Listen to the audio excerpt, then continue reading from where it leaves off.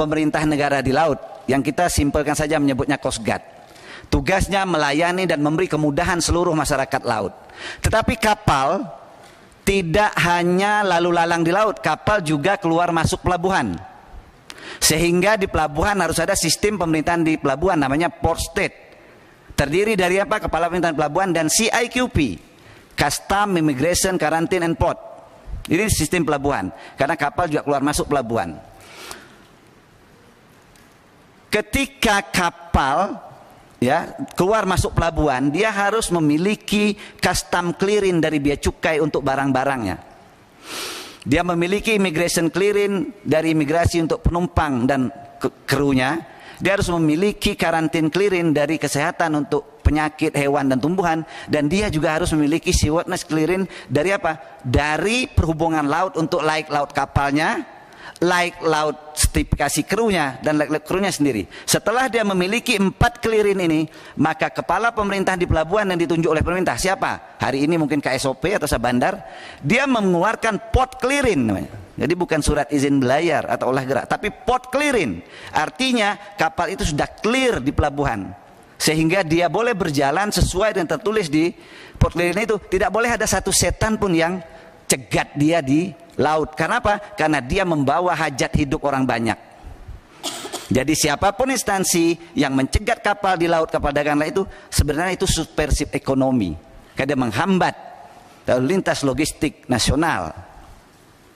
Terus pertanyaan, apakah sama sekali tidak boleh dicegat? Boleh, Pak.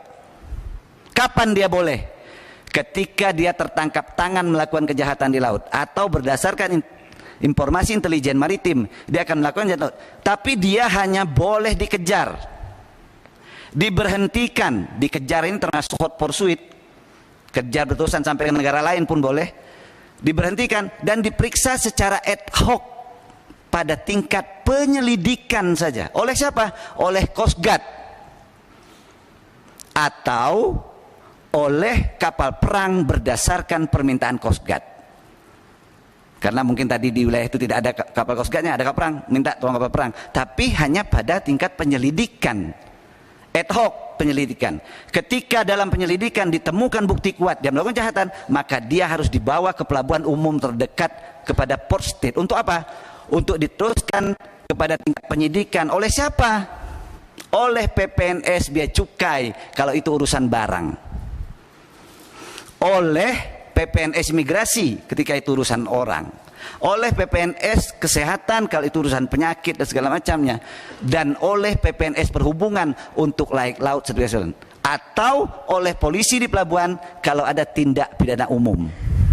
Bukan seperti hari ini polisi, bea cukai, imigrasi turun ke laut masing-masing atas nama instansi yang tidak mungkin diakui oleh dunia internasional. Karena bicara tentang instansi, laut harus bicara negara, karena dia lex specialis.